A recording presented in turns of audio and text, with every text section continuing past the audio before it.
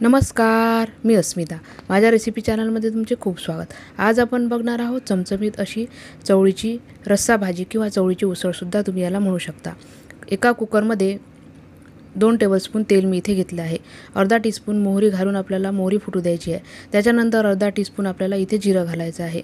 टिफिनसाठी एक उत्तम पर्याय म्हणून किंवा इतर वेळेसही जेवणामध्ये तुम्ही ही उसळ नक्कीच करू शकता. आणि कुकरमध्ये करतो आहे त्याच्यामुळे झटपट बनणारी ही उसळ आहे. 10 मिनिटात ही भाजी तयार होते.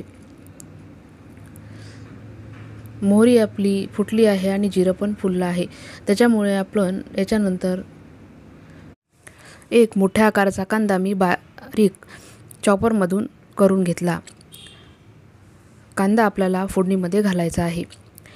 1 कप चवळी मी रात्रभर पाण्यामध्ये भिजवून घेतली. आधी चवळी ही 2 पाण्याने धुवून घ्यायची आणि त्याच्यानंतर ही रात्रभर किंवा 6 ते 7 तास तुम्ही भिजवून घेऊ शकता. चवळी चांगली भिजल्यावर उसळ ही पटकन शिजते.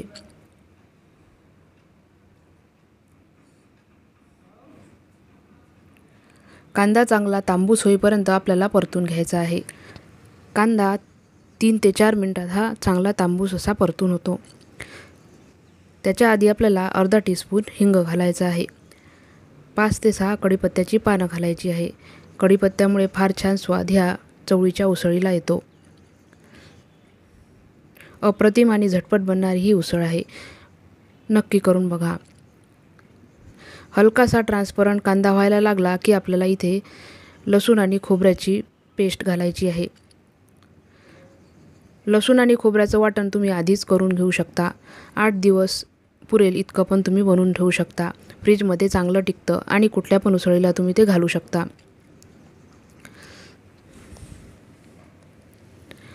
4 ते 5 लसूण पाकळ्या आणि 2 टेबलस्पून सुकं खोबऱ्याचा किस घेऊन मी बारीक मिक्सरमध्ये पेस्ट करून घेतली. पाणी न घालताच आपल्याला हे वाटण तयार करायचं आहे. आता 2 टेबलस्पून लसूण आणि खोबऱ्याचं वाटण मी उसळीला घातलं. चांगला सोनेरी रंग येईपर्यंत आपल्याला हे वाटण परतून घ्यायचं आहे. वाटण आपल्याला चांगलं तांबूस होईपर्यंत हे भाजून घ्यायचं आहे. इथे अजिबात घाई करायची नाही आहे. उसळीला एक चांगली चव आणि रंग येण्यासाठी आपल्याला हे वाटण तांबूस होईपर्यंत भाजून घेण्याची गरज आहे.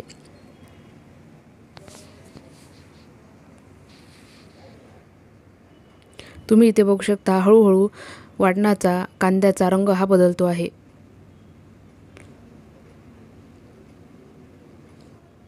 मीडियम फ्लेमवर गॅस ठेवून तुम्ही अशा पद्धतीचं वाटण करपू न देता भाजून घ्यायचं आहे. आता आपल्याला सुके मसाले घालायचे आहे. सुके मसाले घालताना गॅस स्लो करायचा आहे. 2 टीस्पून धनेपूड, 3 टीस्पून लाल तिखट, अर्धा टीस्पून मी इथे हळद घातली आहे आणि 1 टीस्पून मी इथे कांदा लसूण मसाला वापरला आहे.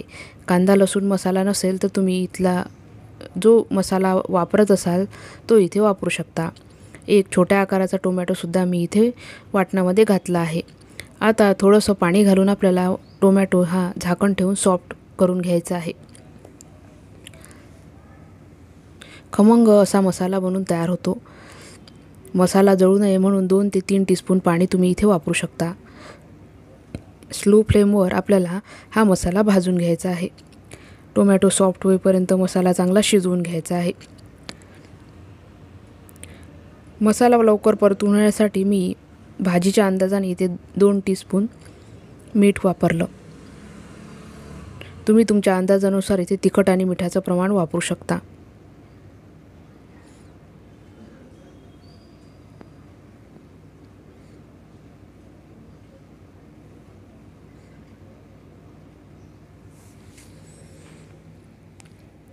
मध्ये मध्ये आपल्याला मसाला हा ढवळून घ्यायचा आहे. करपून न देता आपल्याला मसाला हा चांगला भाजून घ्यायचा आहे. टोमॅटो सॉफ्ट झाले आहे. आता भिजून घेतलेली संपूर्ण चवळी मी इथे वापरली. चवळी चांगली मिनिटभर वाटणामध्ये परतून घेऊ.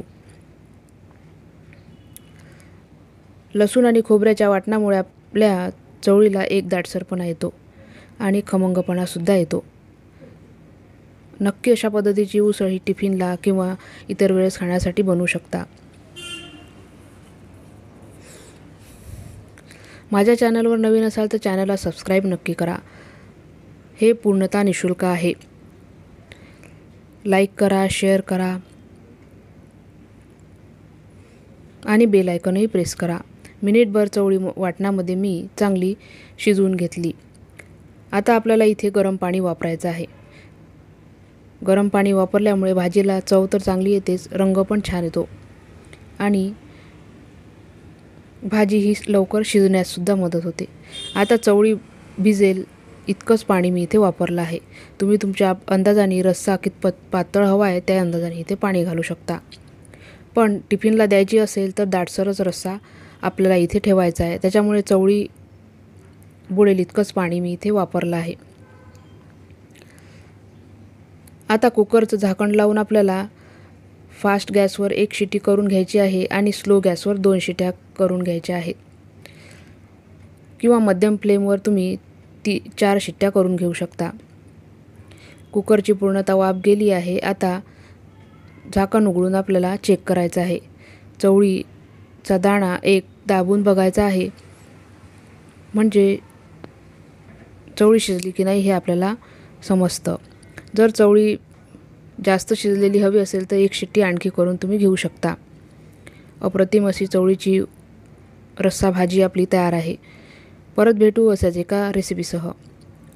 धन्यवाद।